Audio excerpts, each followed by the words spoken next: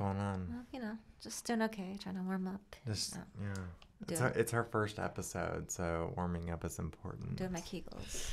Yeah, doing your Kegels. That's very important for other reasons. For very many reasons. I hear none of them which I know about. Anyway, that's Amanda. And that's Paul. And we are doing the secret podcast of Laura Palmer. Yes, very much. Although this podcast is not specifically dedicated to Twin Peaks, but literally everything David Lynch. Everything David Lynch, exactly. Yeah. So we're going in chronological order. In terms of movies. Yeah, movies. Well, we may make some exceptions here and there. Yeah, short films. Twin Peaks. And Twin Peaks. Yeah. So. But yeah. Right now, we're starting with the beginning. Yeah. And so we decided to start with Eraserhead. Yes. 1977. Yeah, which is a great movie and David Lynch's big debut. Yeah. Black and white film, very interesting and eerie kind of feeling. Yeah. And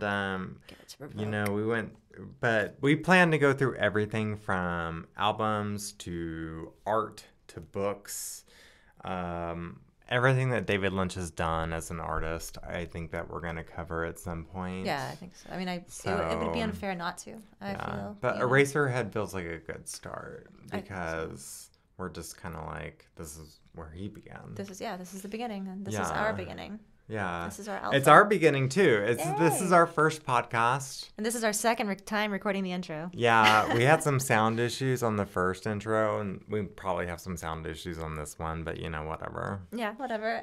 So, anyway, I'm Paul. That's Amanda. We love David Lynch. This is something that we have shared together since we were in high school. We're now in our 30s. Yeah, and don't tell people that. We've always...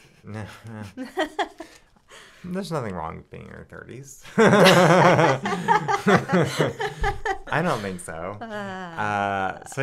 So basically we're here to just dissect all of it. And, if you're into it, if you love David Lynch, if you love us, give us a shout out, give us a review, like us on Apple podcasts and wherever else you might listen to podcasts. Favorite podcast distribution. Yeah, and if you hate us, that's okay too, because we're send us hate mail. We will read your hate mail. We love hate mail. We will read your fan mail too. Because hate mail helps us grow sometimes. If it's constructive criticism. It's never constructive. Sometimes it is. It's destructive criticism. Oh my god. Okay, so we actually, because we had sound issues at the beginning of our first podcast, we recorded with the Blue Yeti, and now what are we using? This is a Rode NTK. It's Rode NTK. This is what I use for studio recording, vocals and stuff. I'm also a musician, so it's not for a podcast, but why not? Yeah, I mean, why not? Well, it has to all I'm saying is, if you hear a difference in audio between our intro right now and our actual discussion of the movie later, that is the reason why. Yeah, so I just want to explain to our listeners and viewers. You know what? It's our first episode, so just let us fuck up, okay? Yeah, please. It's gonna be cool. Yeah, just be cool. Be cool, man. Just be cool. Yeah. All right. So I think we should get into it. Let's get into it. All right. Thank you guys everyone for tuning in to our very first episode of the secret podcast of Laura Palmer. So what's the first thing that you wrote?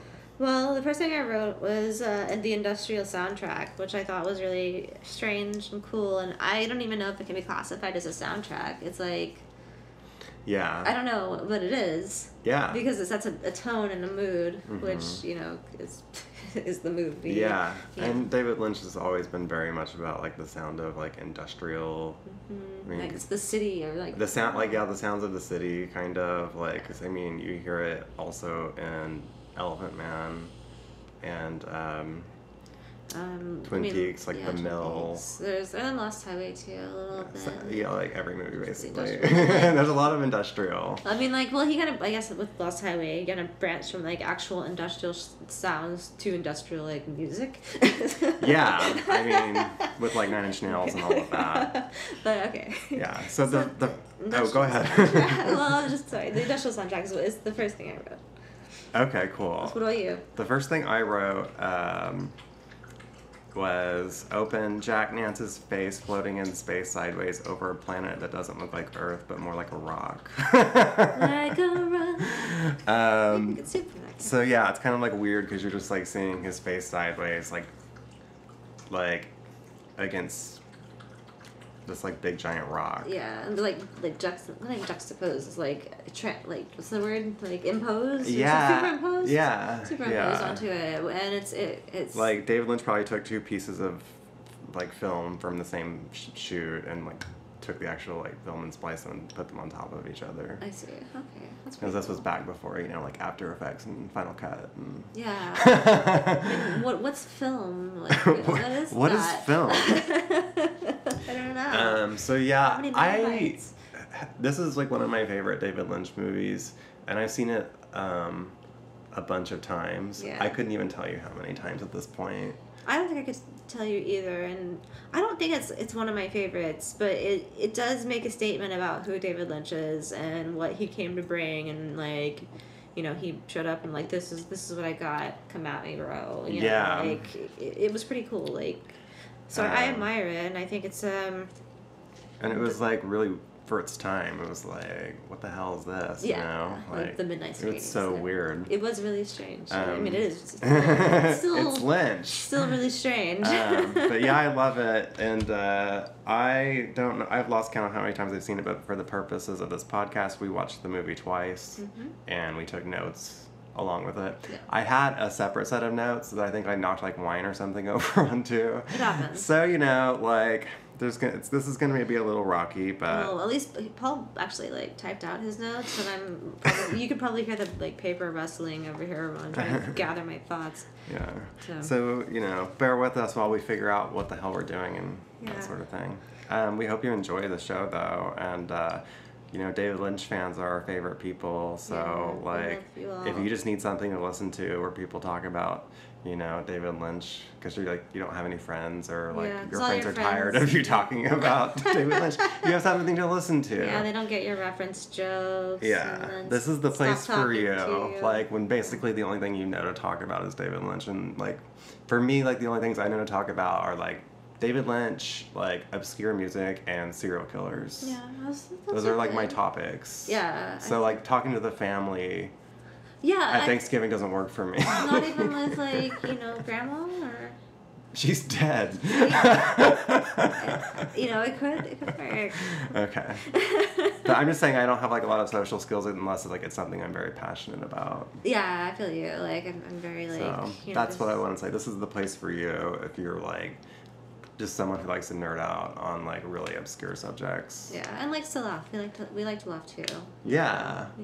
We try to have a good time. I mean, with all that's going on in the world, we try to have a good time. Yeah, it's pretty depressing. Okay, so like, you first noticed the industrial sounds. I first noticed Jack Nance's face floating in space sideways. Well, see, okay, so I also wrote that like.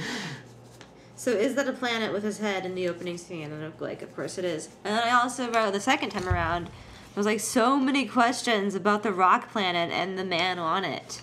Yeah, like, so many questions about that. Like, yeah, because I mean, like, and then that comes like a little bit after. But that planet that's superimposed onto Jack Nance's Eraserhead, Henry. Right.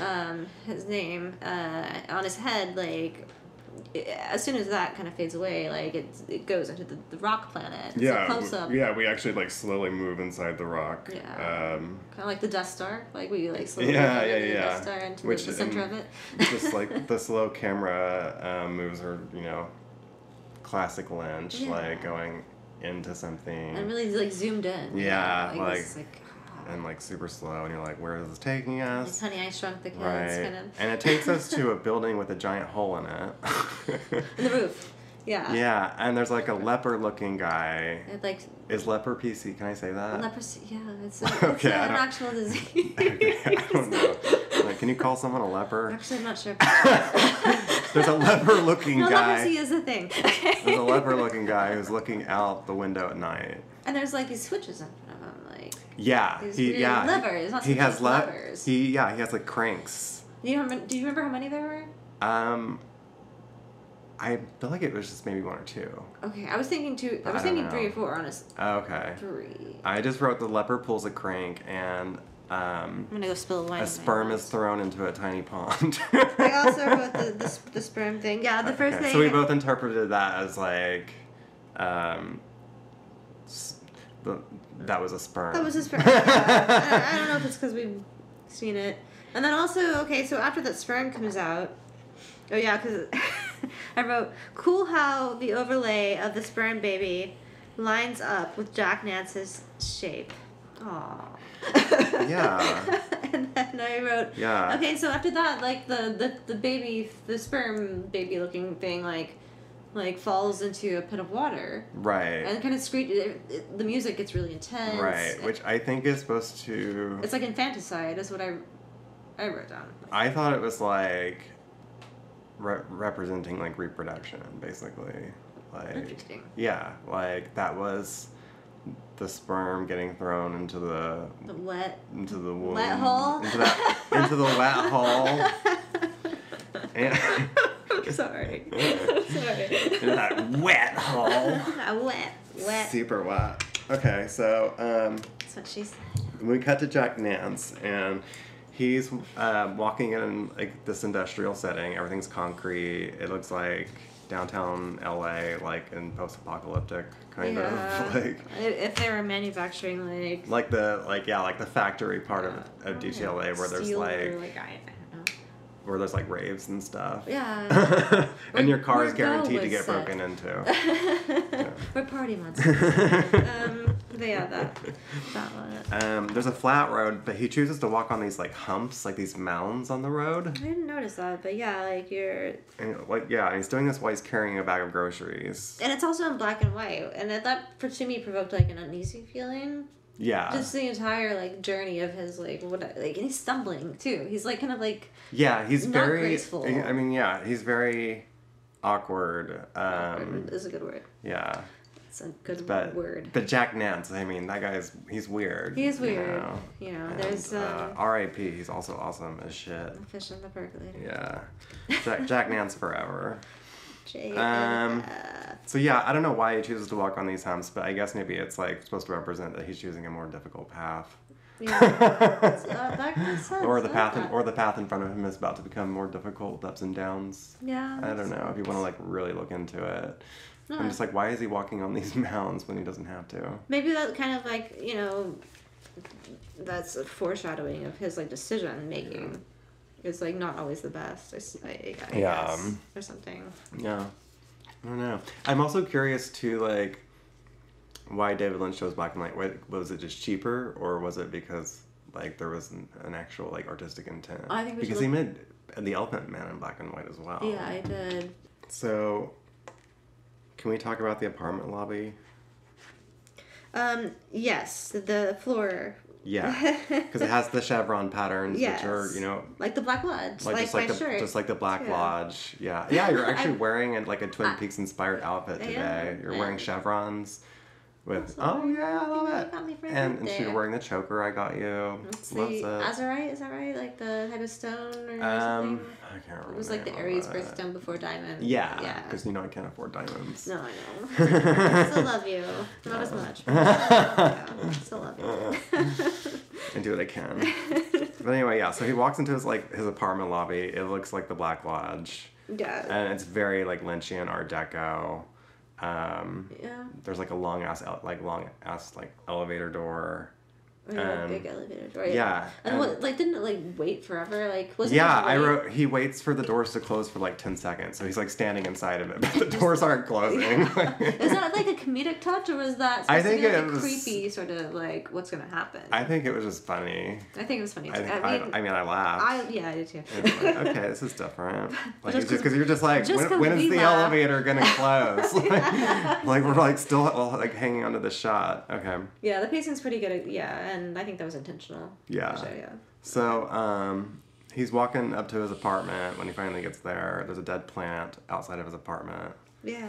And then his neighbor. Yeah, she pops her head out. She looks like the character Darlene, like a young, like an older version of this character. She's from the show Mr. Robot. Like. Oh, okay. I haven't seen Mr. Robot. We'll talk about that on another podcast. All right. Do you like it? Is it good? That's great. Okay. I would highly recommend it. I'll promote it on this show. Like, it's great. Okay. Sure, so.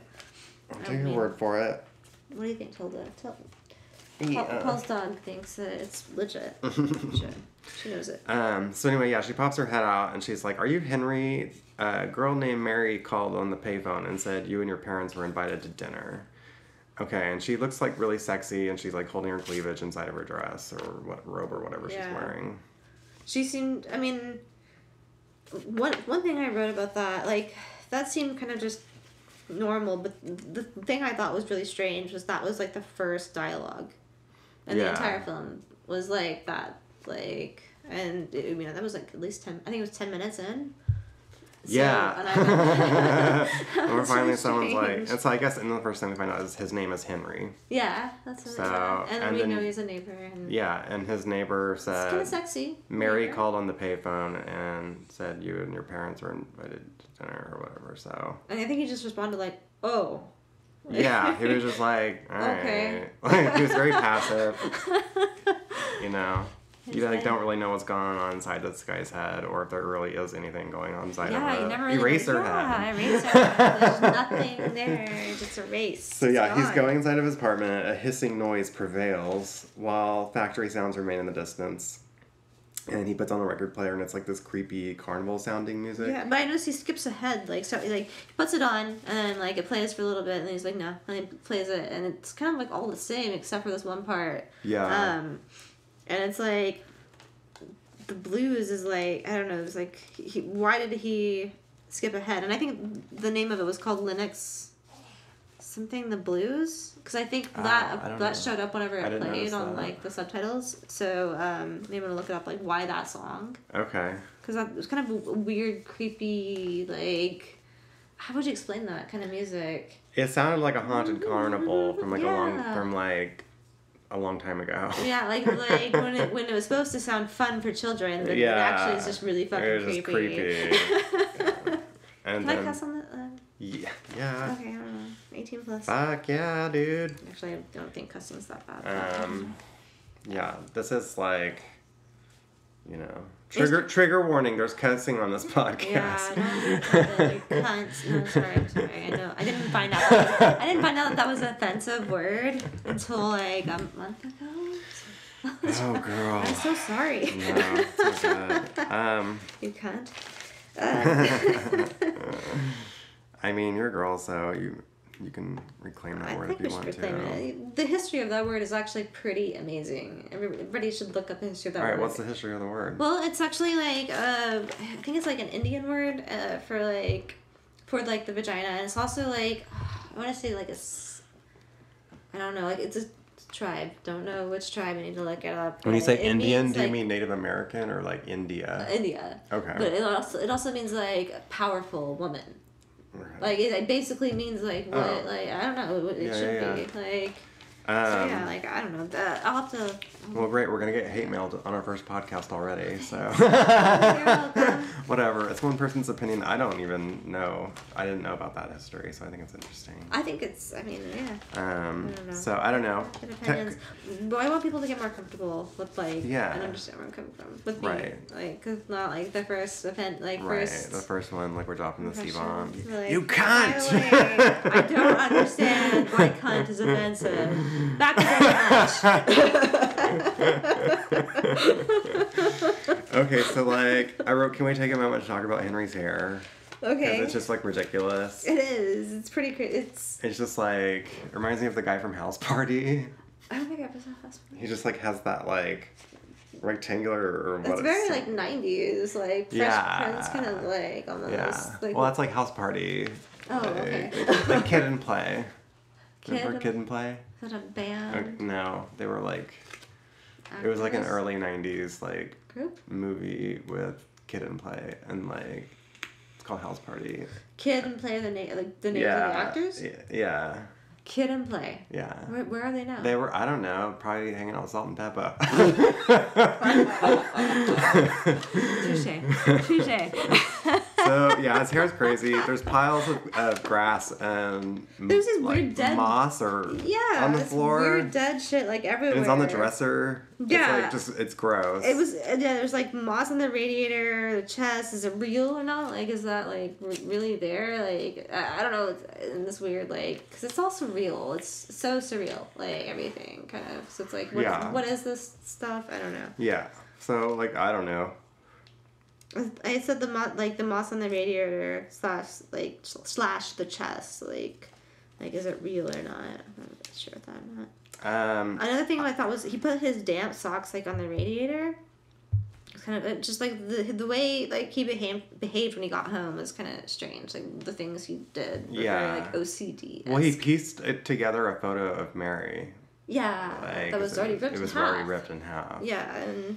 So, I mean, maybe he's like, he's had some problems with Mary. Oh, something I noticed, like, the decor on his wall, I think it was behind his bed, behind that weird dead tree looking thing, was a nuclear, like a mushroom cloud.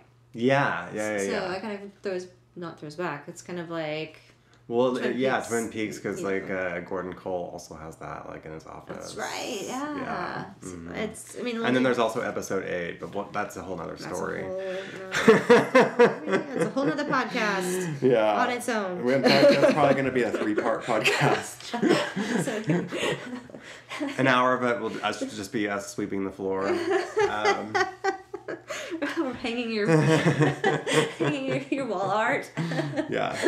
Okay. So, cut to Mary, and she's looking outside waiting for Henry, and she looks like kind of frightful. Like, nervous. She's kind of like afraid, like anxious. Yeah, and it sounds like the wind is like screeching. Like it's like howling outside. And the factories are still churning. Yes. And I think of that dog barks when he's like walking towards her house, and he like gets really scared. But the dog there wasn't even like a dog in the frame. Yeah. That was kind of strange. Just I don't know his just behavior. Yeah, there was like a crazy like soundscape happening. Yeah. During this scene. Sure. Even though he's just like walking to her house, it's like it sounds like the end of the world. Yeah, it created a vibe for sure. And there's even still like that carnival style music like that's barely audible in the background. That's right. Yeah. It is. It just kind of makes it really creepy. Yeah, it's creepy as shit. And this is supposed to be a horror movie, I think. We should I mean, I think it's horror, surrealism, psychological thriller, maybe like art house cinema. I don't know. Well, yeah. All of the above. Yeah. Comedy. Rom-com. Yeah, it's got everything. Grandma will love it. Okay, so I wrote the train track turns into the stairwell from Beetlejuice for a second. Really? And it scares Henry as he jumps away from it. Yeah, like the train track like actually like moves like a snake for a second, and it freaks Henry out and he jumps back. I didn't notice that at all. Yeah, what? It was like, in fact, I think it was the first time I ever noticed that. Okay, yeah. Yeah, unless I was hallucinating, but I'm pretty sure that happened. Because he actually, like, Henry jumps back away from it. Yeah, I had nothing remarkable about that. I know I got the house number is 2416. That's Mary's house number. 2416. Yeah. Well, he's like really into numerology, so like what? 2 + 4 is 6, + 1 is 7, 7 + 6 is 11. Wait, 13. Is it? And 3 + 1 is 4. So okay, I feel like 13's unlucky, right? Well, when you do numerology, you go until there's only one digit, and so that would end up with 4, because 3 + 1. Because 1 + 3, 13, yeah. Okay. So I noticed he uses a lot of numerology in his stuff, and like if you add up the numbers, they're like they'll correspond to one another in a lot of. So I wonder why 4 is important at this. I don't know. I mean. Well, another thing I noticed. I'm sorry to go back to the scene of Henry in his apartment. When he opens that drawer that contains that picture of Mary that's torn in half. Yeah. There's also like a bowl of water that he drops like a coin in. Oh, that's right. Like what? I remember it now that you mention it, but that was kind of strange. It's just weird that there's this like wildlife, I suppose, like this like flora all over his apartment. It's just it's dead. Weird. It's like that's why I'm like, is this real? Is this like I don't know. It just I feel like we're on a different planet. Yeah, it feels like a different dimension for sure. So, once he gets to Mary's house, she's like, "You're late, Henry." Yeah. She was really upset. Like, pissed. They're really mad. He's really mad at her, too. He's like, well, I didn't know if you wanted me to come or not. Yeah. But he also still seems a little bit passive, too. But, I mean, she called him and told him to come. Yeah. According to his neighbor, so. When he was like, well, where have you been? You never come around anymore. And then she's like, dinner's almost ready. Yeah, she never answered that. Huh? Yeah. So he's like, I don't know. I thought we broke up. So Henry goes inside, and we get this creepy angle of Mary's mother sitting in a chair. Yeah. And then, like, there's, like, a sofa kind of right next to it that Henry and Mary sit on, and Mary is sitting closer to her mother. Yeah. And it's, like, her, like, rocking chair-ish. And Mom is scary looking. She's basically dead. Stern looking. She's stern and, like, just, and lifeless. Well... Like the mother, or are you thinking about the grandma and the... You mean the mother? The mother. Like she was like... I just said that I wrote, Mary's mother sitting in a chair just staring like Ellen Burstyn and Requiem for a Dream. Oh, yeah. Okay, I get that. Like, she's just kind of like... Yeah. She's mad. You can tell something's on her mind. Yeah. Hopefully. She's brooding, but not quite there. Yeah, something's going on. And they're like, hello there, sit down. It's Henry, isn't it? So she's like ready to interrogate him. Mm-hmm. And then Mary just has like this sudden breakdown for like 8 seconds out of nowhere. And... Yeah, she just like starts. Well, no, before that, when they all sat down, when they enter the house, you hear this like weird squeaking noise throughout the entire scene. It's just like. Yeah. There's like that. Like, there is that weird, that? Weird noise. Yeah, and I'm thinking. I wonder if like that noise like triggered her like weird sort of like fit. I don't really know what to call it. I feel like she just like froze up and started making noises. Her mom like grabs her by the like. Chin and tries to like shake her and she basically just like starts having a nervous breakdown. Yeah, she like starts like shaking back and forth, like rocking back and forth. As soon as like his mother's like, it's Henry, isn't it, or whatever. And he's then, just not even paying any attention. Yeah, right? and she has this breakdown. Nobody's like even like acting as if it's happening until like the mom breaks out a brush and starts brushing her hair until she goes back to normal. Yeah, and then all of a sudden she like snaps out of it. And then she's just nobody even. And then it's like it never even happened. Yeah. Exactly, it's weird. So, and then, the questions ease up. Bill, the dad, starts screaming at everyone to look at his knees while a dog won't start barking in the background. Yeah. So, I don't know why he wants everyone to look at his knees. That's gonna be... Oh, I have more information on, like, what... I wrote down what he was. Like, he's a printer. Henry is. Whenever she asks him what he does and stuff. I don't know if he... What did he say he does? He's a printer. A printer. Okay. At, wait, I'm gonna say it's... I didn't get that. From Lapel's factory. So I don't know where they got that from. Lapel's factory. Okay. Lapel's factory. Okay, so Mom stirs a giant pot of food. Yeah, and the grandma's like... She is not moving. Like, she looks dead. Yeah. And you're like, what is... And then the mom puts a cigarette in her mouth and lights it for her. And then all of a sudden you see the woman just like puffing it, like, but she's still not moving. Yeah, she's not like using her hand. She just like has it hanging out of her lips. Mouth, and she's just puffing it. Like, yeah. and so you know she's alive, and it's even creepier. So it's like, why did she need to toss the salad? Maybe she's really into tossing salad. I don't know, maybe. Salad, but I wrote this movie. Surprises me every time I watch it because there's so many little details that I forget, and Yeah, definitely. Like that's one of them.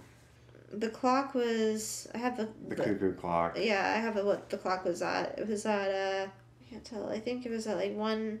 So it'd be like 8 o'clock, like a little after 8 is what it looks like. Okay. I think. Actually, no, I need to look. I just wrote a wild cuckoo clock denotes that it's dinner time. Yeah, it's kind of a jarring sound, of course, like a cuckoo clock is. Yeah. But yeah, like it was kind of. And so they're sitting down at dinner, and then Bill, the dad, is like telling a story about how he rubbed the pain in his arm so much he went numb. Another foreshadowing of Twin Peaks, like. Oh, was it the left arm or right arm? Was it? I don't know, but like the fact that like there's that whole thing in Twin Peaks where like the arm like. Was it like the left arm that couldn't move? I don't remember.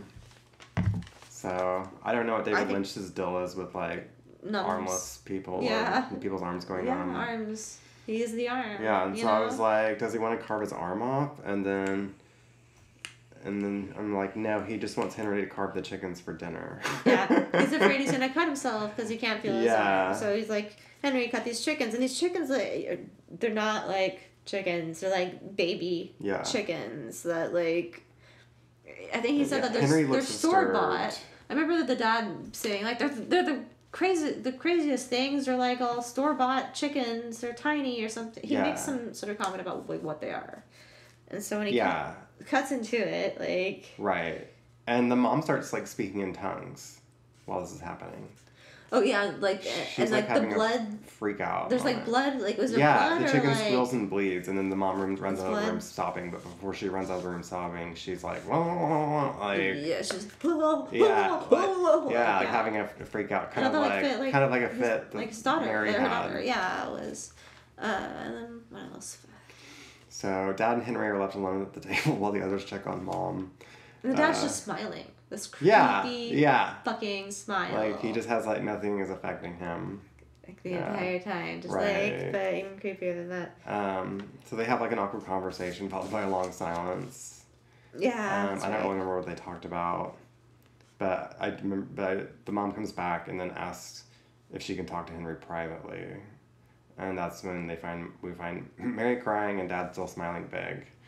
Well, Mom was like...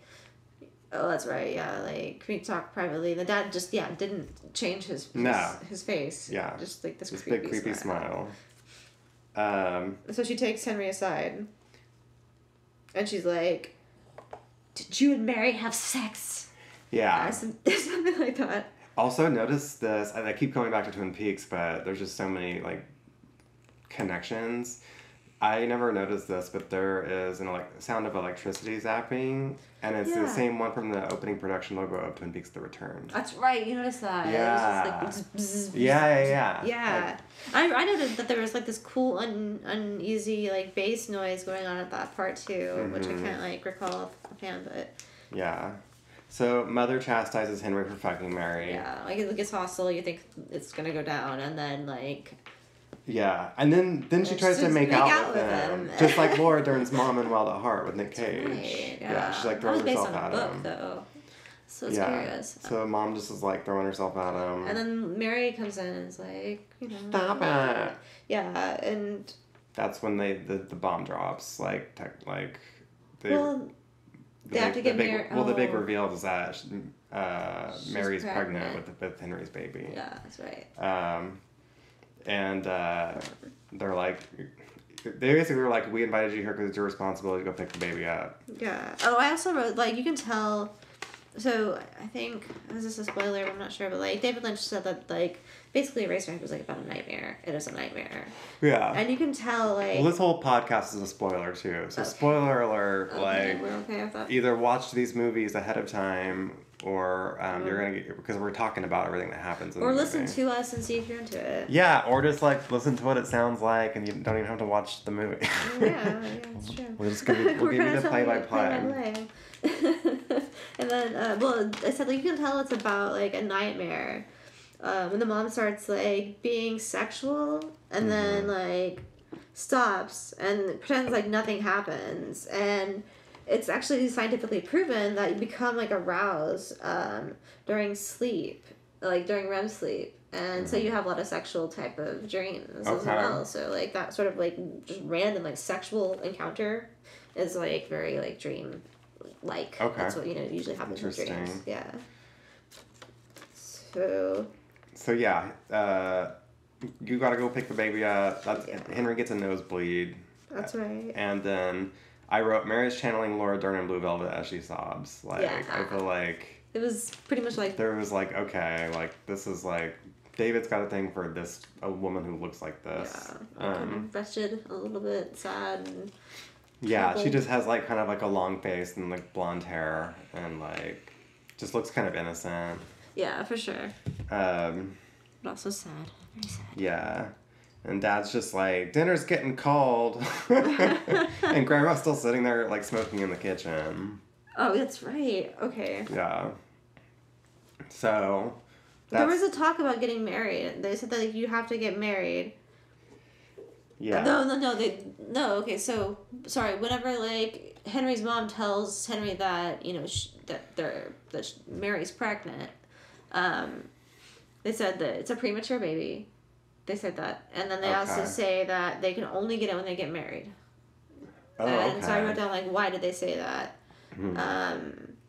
And I was thinking a commentary on marriage because of like having a child and right, something like that, like how the old school nuclear family, like you knock the daughter up, now you guys gotta get married. Yeah, and they couldn't get the baby until they get married. Like, so it's kind of like weird. That's kind of strange. I don't know what that's about. I think it's a commentary about like, like you shouldn't have like marriage shouldn't be based on if you have kids or not. Like that's like if you have kids. That shouldn't mean that you have to get married. Yeah, well, yeah, totally. And I think it's that. also just kind of like the whole like 50s thing that David Lynch is always playing on, like, because that's just how it was. Yeah. That's what you were supposed to do. That's true, yeah. And it's a fear, too. Yeah, totally.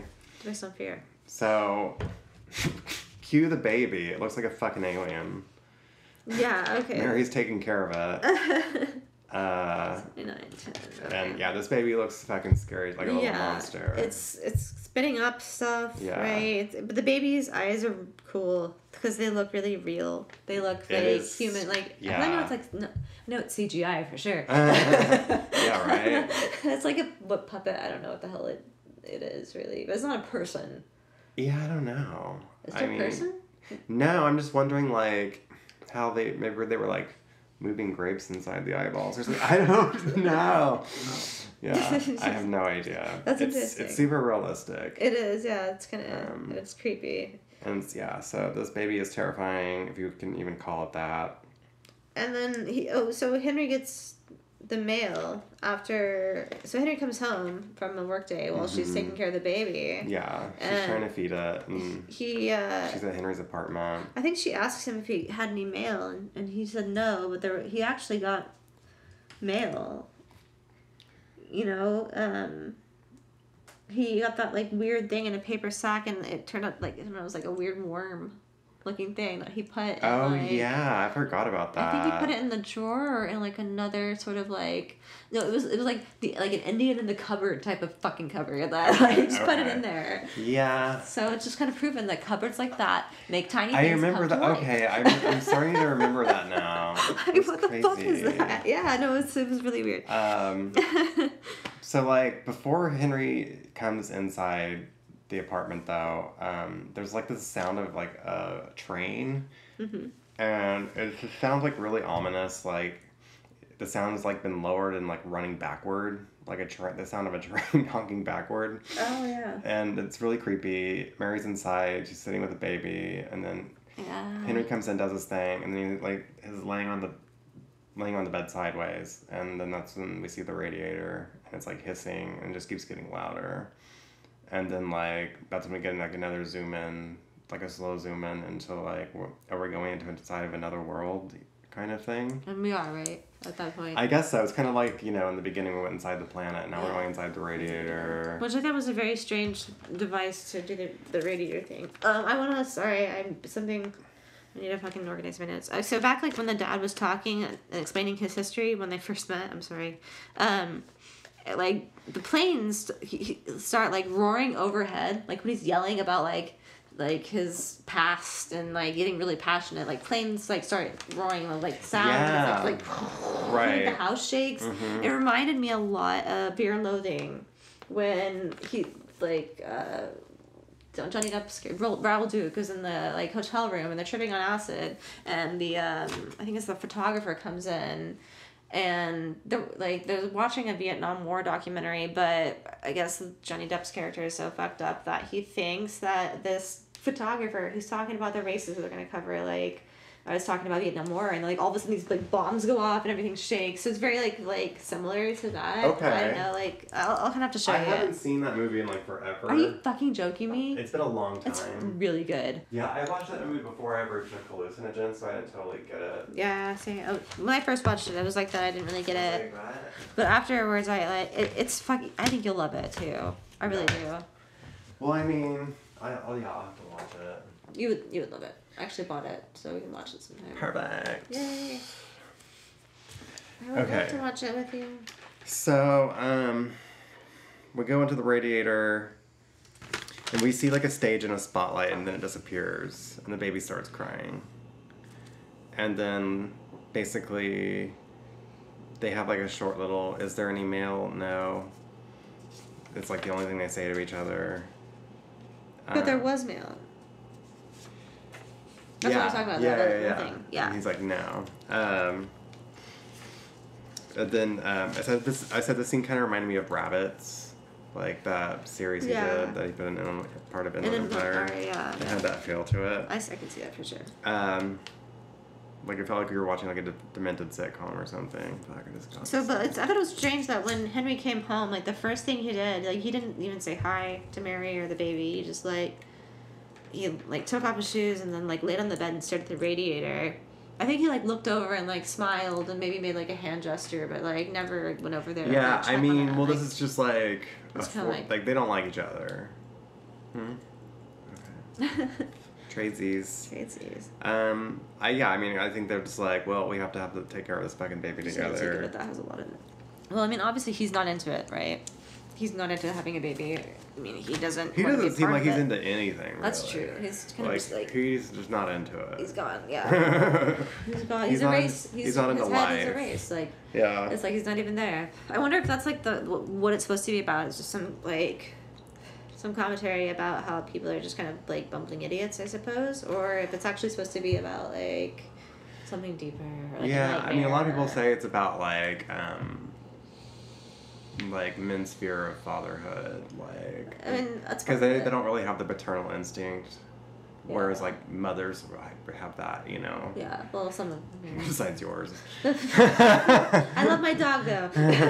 But yeah, mothers usually have that maternal instinct. Usually, I never really received it, so that's another podcast. But whatever, like Mary's not into it either. She's like, fuck this. Yeah, she's like, I'm done. Baby's like, will not stop crying. Yeah. The wind's blowing hard, and then finally Mary just starts screaming at the baby, shut up, shut up. Yeah, she's just like mad. Yeah. And Henry's just like kind of like pretending to be asleep. And Mary turns on the light and makes Henry get up and like basically just leaves him with the baby. Yeah, well, I thought it was really like one of the scenes that like really cracked me up every single time that I watch this movie is her. Okay, the viewpoint is from, Henry, who's sitting in the bed, and it's like the foot of the bed, and she's at the bottom of it, like kind of crouched down underneath it, and you see her just going like like pulling back, her body's pulling back, yeah, and she's going and you're like, what the fuck, like you're like, oh, is this one of those weird like this tick that she has? Yeah, why did she keep doing this in the movie? Yeah, and then you hear a big like clank, and this like giant luggage comes out from under the bed. Oh my god! It was pretty clever the way that was like shot, and it was funny. Yeah, that is funny. That's a detail I forgot about. I love it. I don't know, slapstick. I wrote that the bars at the end of the bed like kind of seemed like she was in a jail cell. In a jail cell too. Yeah, it was pretty dark too as well. With the funniness of like, and I guess she was like stuck. Yeah, too. She's stuck. She couldn't get out. She needed to get out. She go. Then we get a quick shot of the sexy neighbor walking down the hall. Before we fade to black. It seems quieter there in spite of all the louder background noises. It's loud but quieter than most scenes. Yeah. I know that like as soon as he's left alone with the baby, like, Henry noticed that the baby has a temperature. Yeah. The baby's getting sores on its face. It's getting sick. Is that before or after that cutout scene? After the what? That scene that you were just talking about, is that before or after? The baby's getting sick, like... So Mary leaves. Mm-hmm. We see the sexy neighbor walking down the hall. We fade to black. Time has passed. Oh. Henry's with the baby. Mary hasn't come home. I didn't realize time is... Oh, okay. Yeah. That makes sense. Okay. So after that... Yeah, so that's when the baby's, like, getting sores on its face. And it's got, like, kind of like a humidifier. Yeah. Yeah. Like some kind of weird... A humidifier. Looks like it. So you can tell it's sick. And it's just crying. Yeah, and it sounds like... And this movie... is basically this baby crying relentlessly, just like the whole time. Yeah. It drives you crazy. I wrote that pen protector that he had. It drove me crazy. The what? He had like a pen protector. Henry did. It drove me crazy. I have two comments What's about this. What's a pen protector? Like when a pocket. Like pen pocket protectors. Uh-huh. Like he just had one that was just like huge. That it just drove me crazy. I didn't even. But really? Yeah. Detail oriented. Like I was just like that pen protector. Jesus, get out of there. I don't even know what a pocket pen protector is. The pocket like protector, the, like little plastic things that go in your like front pocket here, like the workers wear them. I don't know. I've never been like a pocket tee guy. Yeah, I don't know. It's crazy. Yeah, I'll show you a picture someday. Very cool. But yeah, okay. So the baby's like crying. It's horrible, and he needed to leave, and then oh yeah, another thing I noticed was like the windows, like there's bricks like on the outside of the windows. Yeah. So like it's like everybody's trapped, or it's like a dream. Like it's kind of like what it's it plays.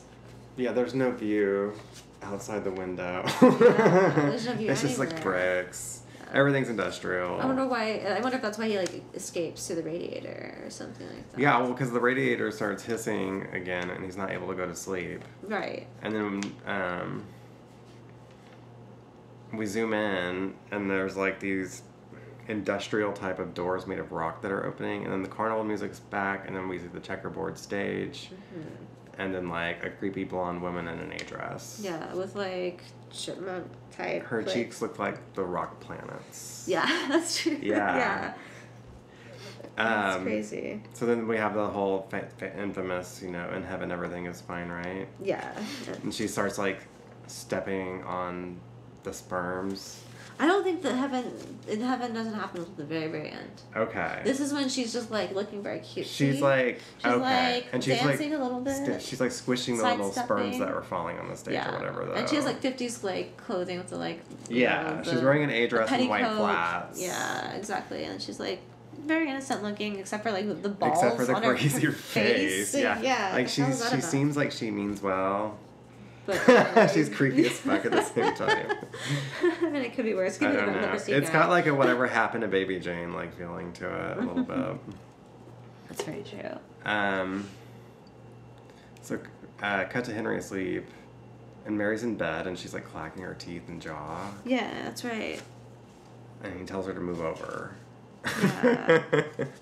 And she's like super close to him, and you can tell she's sweaty. Yeah. And like the sounds are driving him crazy because she rubs her eye and it sounds like a loud scrapey sponge. She's also like she's clacking her teeth and she's like scratching her eye and it sounds like insane. Yeah. And he's just like, move the fuck over. I think it's like heroin withdrawals. Oh, I never thought about that. I don't know. It's kind of similar. And then he pulls an umbilical cord out of her. Like this worm. Keeps coming out. And it just keeps coming out. Yeah. And she's like flailing. He throws it against the wall. Yeah. And she's like, it's like something's coming out of her. Yeah. Maybe that's like him wanting to kill the baby or something. I don't know. Like there's multiple umbilicals that. Yeah, they keep just coming out. Yeah. I don't understand. They're like the kind of like gigantic versions of the sperms from earlier. Yeah. And then like they're just like big worms. Yeah, when he throws them against the wall, like they splatter and then like make there's like horror music playing. Yeah, like it's pretty intense. Yeah. This like scene, And then like. And then we get a close up of the cabinet. And the cupboard. The cupboard cover. With a little worm thing. The sperm squiggles out. Well, that's the worm that he had from his pocket from like the mail that he didn't get. Yeah, totally. Mary didn't get. But so what is it? It's all coming together. Yeah, it is. It's all finally making sense. Oh, jeez. So the worm comes out and like plants itself in the dirt next to the bed, I think. And it's like. Yeah. It's like dirt pile. It just goes into the next dirt. Next to the bed. That's just like it's supposed to be there because that's where the dirt goes. Yeah. And then you hear like a whistle and then like a train toy noise. Yeah. So that happens. Yeah, I don't know. That's what I wrote. Oh, okay. Whistle and a train, like a train toy. Yeah, like I don't know, like a choo-choo type of like thing. Interesting. So back to the train tracks. Yeah, so it's like the train track moved like earlier, and then like. I think it also it says like the wrong path kind of sort of thing. Yeah. Like you said when he was like taking the lumpy roads. Yeah, because you'll hear and you'll hear like the train in the distance like a lot throughout the movie. Like. I don't know if that's like for. Just atmosphere, or if that's like for. I don't know. I think like there's something like going on with those train tracks. It's like the stoplight in Twin Peaks. It's like, what's that about? Like. Yeah, it's weird. And so, like, is this a dream, right? And. Yeah, it's super eerie. What's going on? Like, so Harry's back. Like, he's in bed with like. Yeah. With Mary. The atom bomb is on the wall. Yeah, that's right. He's sitting there. And then The sexy neighbor shows up. Yeah, that's right. So it's like a dream within a dream. Technically, this whole thing is. I think. I don't know. Well, I don't know. Like, I feel like he woke up. Homegirl's at the door, and she says she's locked herself out of her apartment. Right. She's like, it's so late. So she seems kind of seductive. And so she comes in and then closes the door behind her. And the baby starts crying. So there's like a tinge of horror music that's happening every so often. Yeah. Sure, you're not really sure what's gonna happen here.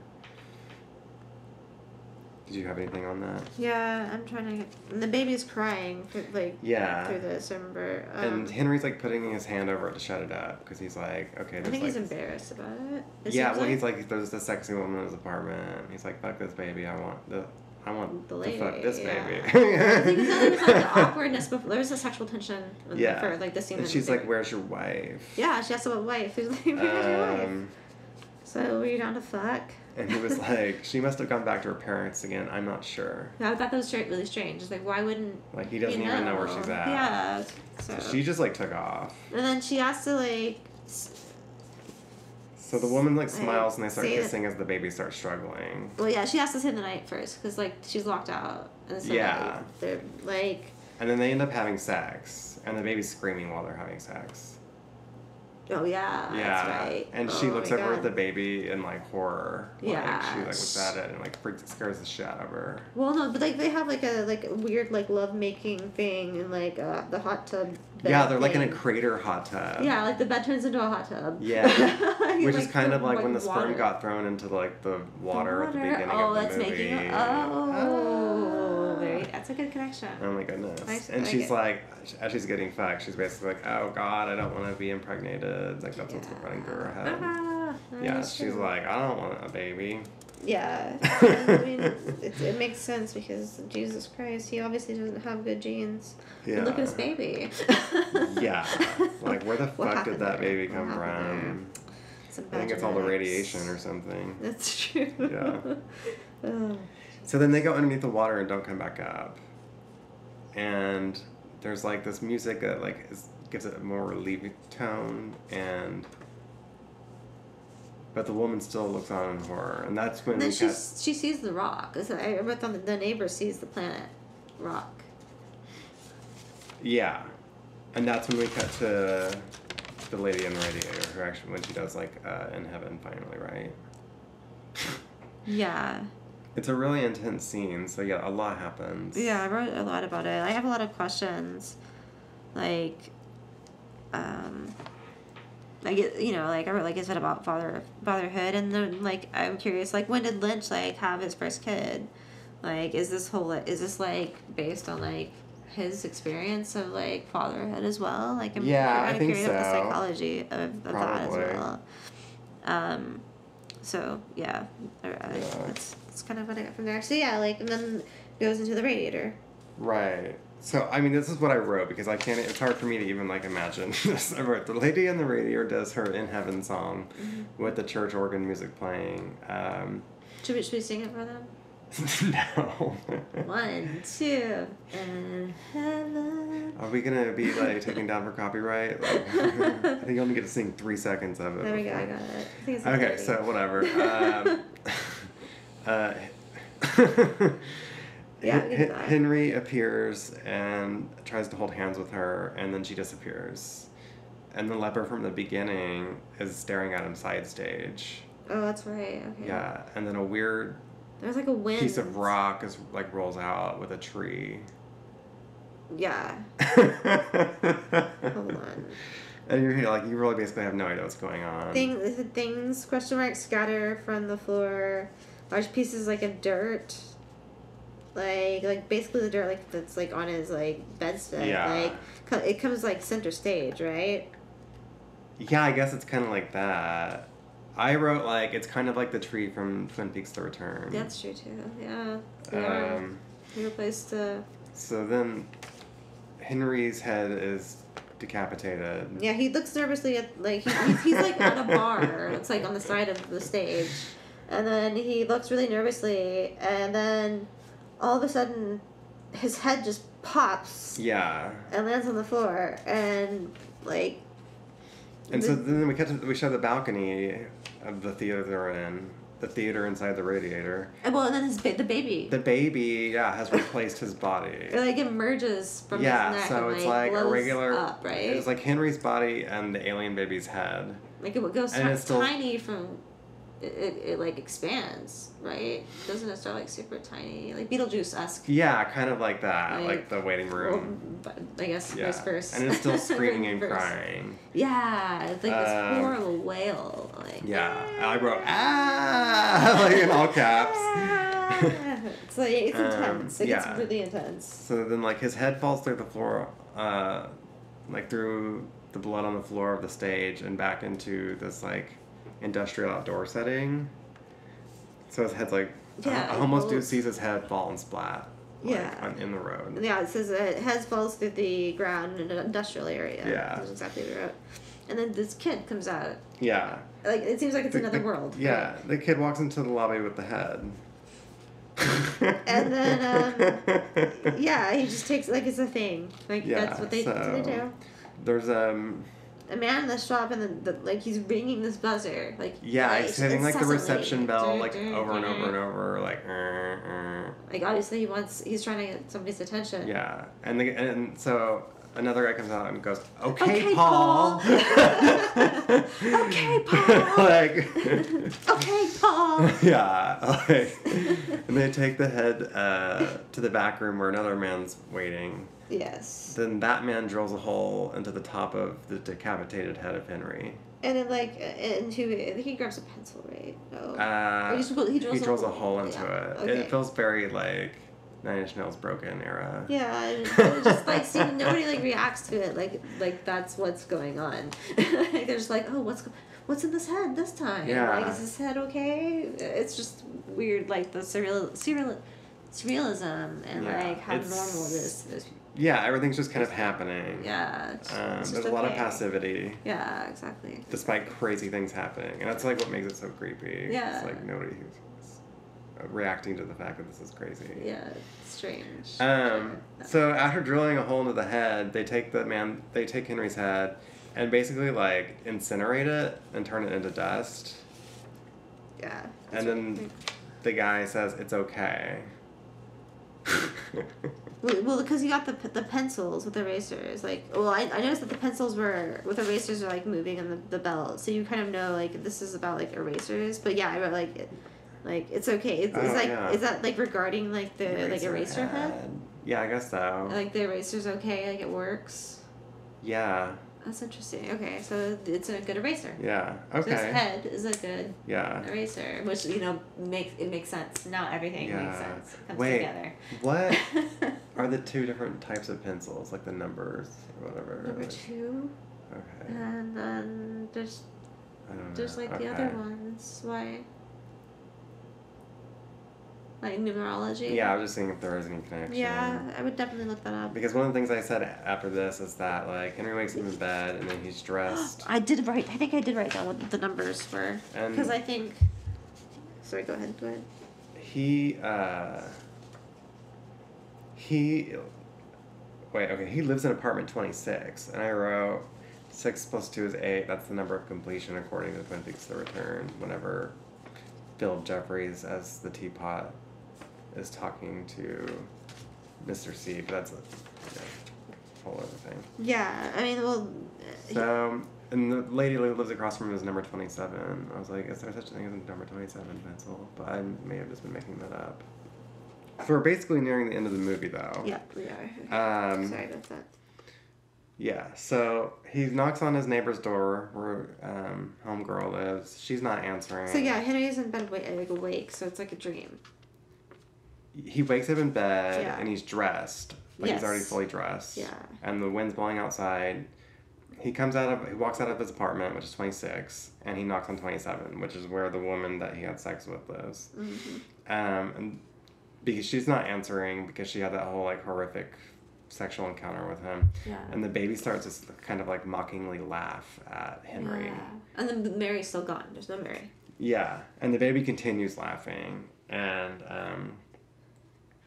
And then later Henry sees that neighbor. he finally sees the neighbor getting all handsy with another man in the hallway. It's like slimy looking, kind of like schmarmy looking type of man, like just like touching her and she just looks at him like ha ha. She can you can see it in her face like. All she can see is the baby's head wearing his suit.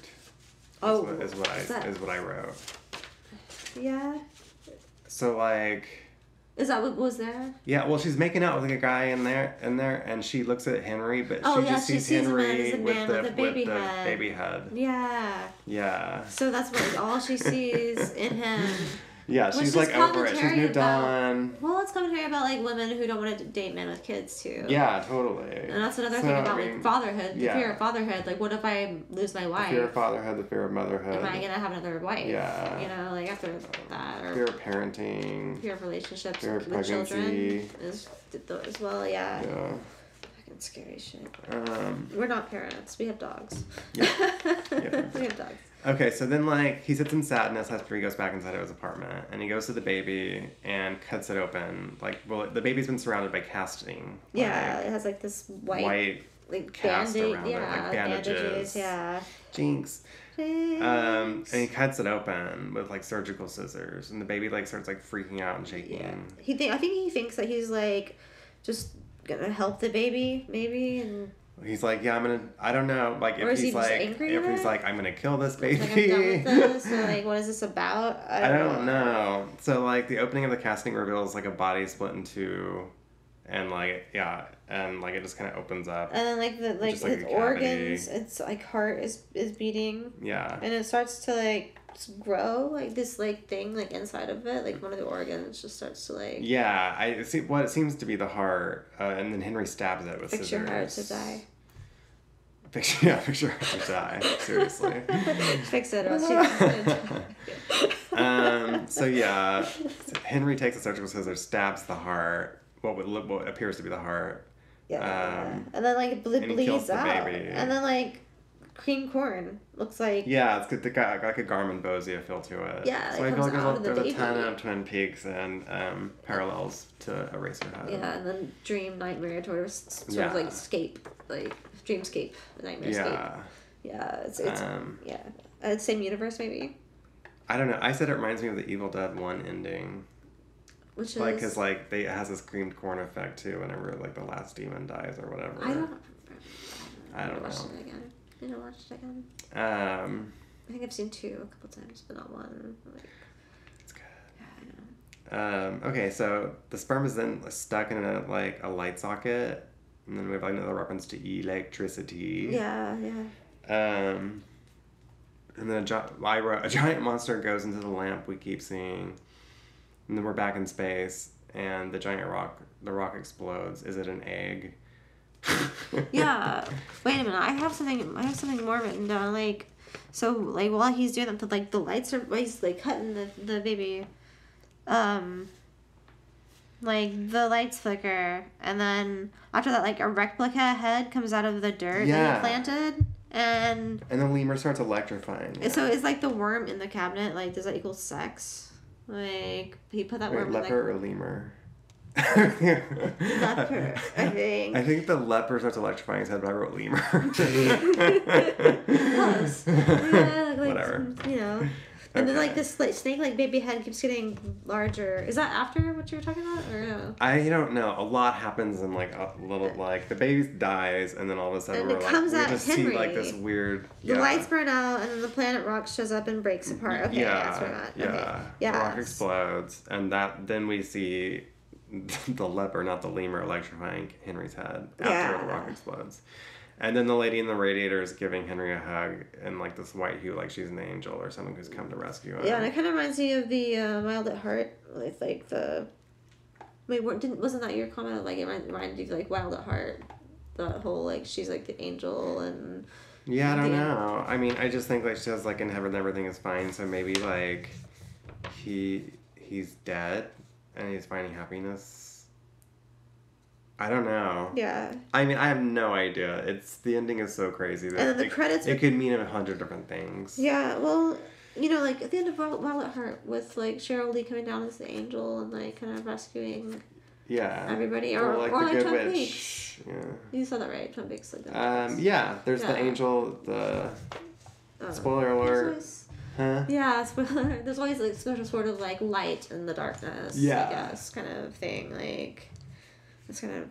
Yeah, it's totally weird. Yeah. And that, ladies and gentlemen, well, I have Eraserhead. I have the credits. I have one thing, like the credits, like the music and the credits make it seem like it's a comedy. Like I think it's just like that organ, like like the Monty Python, and I think like intermission music. David Lynch, this is a comedy. I think it's close. Yeah. I don't know. I think there's some serious I bet he was aspects. laughing a lot during the creation of this film. We should ask him.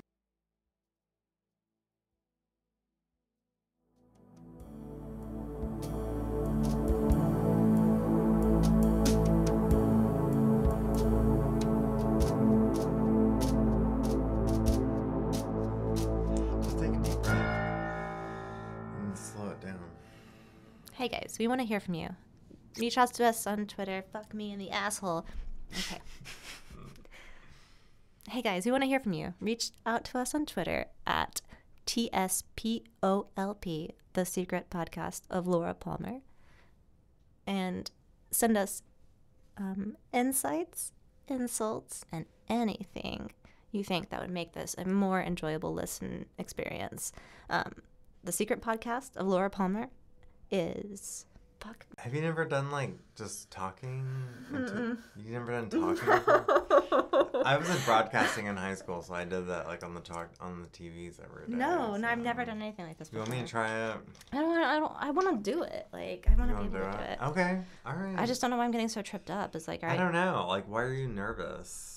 I don't know. Like, you're literally just saying basic information that like, everyone's, like, being like, I'm off my treadmill, I'm turning this off, I don't give a fuck. Nobody's going to listen to it. Produce anything. No, they don't care. Okay. Yeah, like, at the end when there's credits, no one gives a fuck. They're just, like, turning it off and going to the next thing. Okay, cool. So it's like, don't sweat it, because, like, people aren't, like, hanging on your every word. You know what I mean? I hope not. Okay. They're not. Fuck those people. Unless they're like psycho fans, and that's weird. Que say? Like, who? Yeah. Psycho killer. Que say? Okay, so... We're still recording. Yeah, I know. I didn't realize that. I was trying to warm up. Yeah, no, I know. I'm just trying to like warm up and get comfortable with it. Okay, you know? okay. So it's just like natural, and I can just do it. saying a lot of stuff while we're recording. Okay. So I can delete it. I'm gonna delete No, it. I no, am no, gonna no, no, delete no. it. I didn't say anything bad. I mean, so that's good. Yet. Anyway, think it's going to affect me when I run for president. That doesn't matter. That doesn't matter. Like, nothing can affect anybody anymore. It's all over. I mean, it really is. It really If is. Donald Trump could be president, then, like, everyone can. Yeah. They weren't lying when they said you could be anything you want. Anyone, You can yeah, be anything you want when you grow You up. can even be president. Apparently, Donald Trump can become president. Don't do that because it's making the microphone sorry. noise. Is there any So movement? this is why we should do improv together.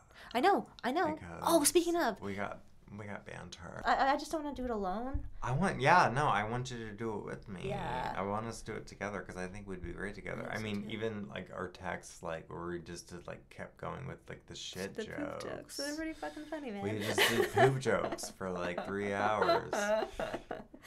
We got skills. They're We do. multiplying. Skills with a Z at the end. And I'm losing control. That's right. Better shake. Okay. I think I'm. Okay. Anyway, so should we record this outro? I think we are recording the outro. I know, I do too. Stop it. No, we like went to a different place there. Oh yeah. Okay. I'm sorry. So, okay, so let me know if you need help with the outro. I'm trying. All right. It's our first time, you guys. Be nice. I know. God. God. I have the imaginary audience. So I can Be get comfortable with nice. it. I know, man. Like I've got a shitty fucking week. All right. Haven't we all? That's true. I mean, we all have a shitty week. Yeah. And if you had a great week, then you know what? Good for you. Good for you. Yeah. I'm jealous, but good for you. You know, I'm happy for your success. Yeah. Jealous, but happy. It's okay. Not, it's me, not you. So, okay. We want to hear from you. Reach out to us at. We want to hear from you. Reach out to us on Twitter. We want to hear from you. I feel like this is like a RuPaul's Drag Race competition. Isn't this crazy? That you're losing. I right know. now. And isn't that crazy? Yeah.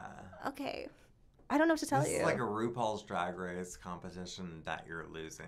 Well, you like gonna kick me out of the podcast No, thing? no. I mean, you're the producer. I mean, I don't know. I'm also like. Do you want me to do it? I don't know. Yeah, I'm just like brain dead though. Okay, that's okay. I didn't know we can were cut this up recording a little bit. We are recording. I didn't know we were recording all of this. Okay, folks. It's our first podcast. I know. I feel like I'm losing. So, you know what? We want to hear from you. Our Twitter handle is at TSPOLP. Stands for The Secret Podcast of Laura Palmer.